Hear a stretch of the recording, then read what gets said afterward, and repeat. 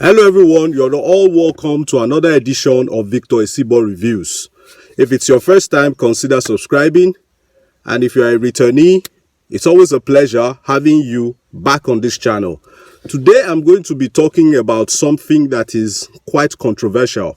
And you may disagree with me, but if you keep an open mind, you will understand where I'm coming from. Okay, so make sure to watch this video right till the end before you pass your judgment on whether I am correct or not. I had a friend who was very lazy. Anything that had to do with physical tasks, he wasn't up for it.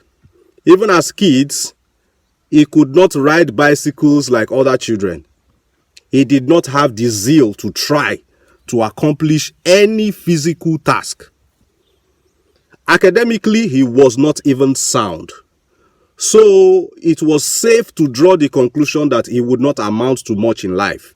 That was the same conclusion his parents drew after they saw that physically he wasn't strong, academically he wasn't sound. That was the conclusion. In my own case, I was in a relationship and my partner and even observers tagged me as unromantic. So it was concluded that I wasn't good enough for any woman because I was unromantic. I wasn't going for dates. Sometimes I forgot her birthday. I forgot Valentine's Day. So I was labeled as somebody who wasn't good for any woman. I had a friend also who all he did was watch TV all day.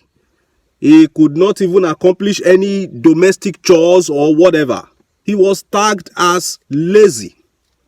Now, let's go back to the first example I gave of that my friend who was physically not strong enough and academically not sound.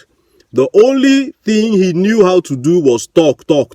He was a talkative, like somebody who was a parrot in his former life. All he did was talk. How far about him today? Today, he is an on-air personality. He hosts one of the most popular radio talk shows in one of the biggest radio stations in this country today. He's making a lot of money and is a multiple award winner. Those of us who called him lazy back then, we failed to identify his area of strength, which is in talking. He talked a lot. Now he's being paid for talking. Now he's a celebrity because he talks. Back to my own example of being unromantic in a relationship. Later, I found somebody else and I became romantic. I was going on dinner dates. 2 weeks before Valentine's Day, I had plans already. I was writing poems, sending love letters when I could have sent text messages. I would write letter and send. The third example of the friend of mine who loves to watch TV and do all that, right now he works at a security outfit. All he does is monitor the CCTV screens for security threats. He has won awards several times for spotting anomalies whilst watching TV screens. I tell you, your strength lies where your passion is. I'll say it again. Your strength lies where your passion is. In the 3 instances I gave to you of myself, of those 2 friends of mine, one thing was lacking. What was that? Passion. My first friend had no passion for physically demanding tasks. I had no passion for the person I was dating. That's why I wasn't manifesting my best version in that relationship. My last friend who was watching TV all the time had no passion for anything else besides watching screens. Your strength lies where your passion is. The first thing you need to do is to identify your passion. That's where your strength is. If you are doing a job that does not make you happy, a job that you have no passion for, you are wasting your life. You think I'll tell you that you are wasting time? You can't waste time. Time is infinite. Time will still be here long after you are gone. You are the one that will grow old and die. You are the one that will grow old and not fulfill your ambitions in life. Time will still be here. You cannot waste time. You're wasting your life. You have to discover what your passion is and pursue it. There is no passion you cannot monetize. Oh. There is no passion you cannot monetize. If you think there's a passion that you cannot monetize, write in the comment section below your passion. I will not only tell you how to monetize it, I'll tell you somebody who has already monetized his or her own and is making a lot of money from it. Yes, there is no passion that you cannot monetize. A lion is a hunter in the jungle. A shark is a hunter in the ocean. Now, take a lion and put inside the ocean. Can the lion function there? No. Is the lion lazy? No. The lion is just not in their area of specialization. Take the shark from the ocean and put on land to hunt. It won't be able to hunt. Does that make the shark lazy? No. The shark is in unfamiliar territory. The shark is in unfamiliar territory.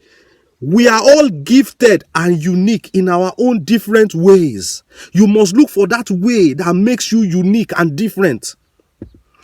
You cannot be lazy when it comes to your passion. A passion is something that is very, very easy for you to start and finish. When problems arise in your fashion, you don't see the problem as obstacles. You see the problem as challenges. You are up for it. It makes you happy. When you are having negativity in your passion, you enjoy solving the problem. You look forward to problem. When you are doing your passion, you look forward to problem. But when you are at a job or at a profession that doesn't resonate with your inner being, any little negativity, you see it as an obstacle and you start complaining and complaining and complaining. Do you know how easy it is for you to do things for people you love without even thinking it twice? Do you know how easy it is for you to make sacrifices for people you love, even to your own detriment, without even thinking twice about it? That is how it is. That is how you make sacrifices for a job or a profession that you love without even thinking about it. Your chances at success in a job you have passion for is far higher than the one that you don't have a passion for. I will repeat that. That is too deep. Your chances at success on a job or a profession that you have passion for is a lot higher than your chances of success at a job that doesn't resonate with your personality. You must be able to spot where your area of passion is, then make it your source of livelihood. That is your destiny if you believe in destiny, because that is what has been put in you. It is inborn. You don't learn it.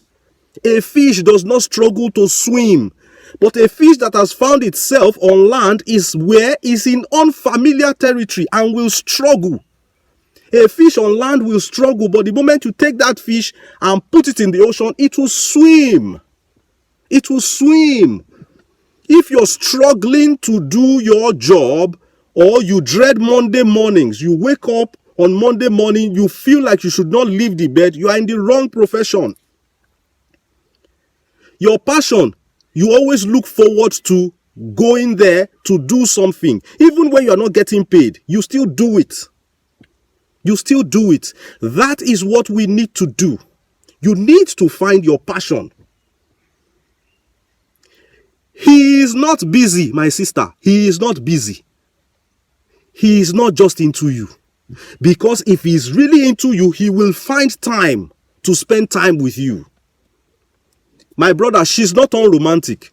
She doesn't love you. If she really loves you, she will manifest all that it takes to profess love to you. You are not lazy. No, you are not lazy. You just don't love what you do. I'm out.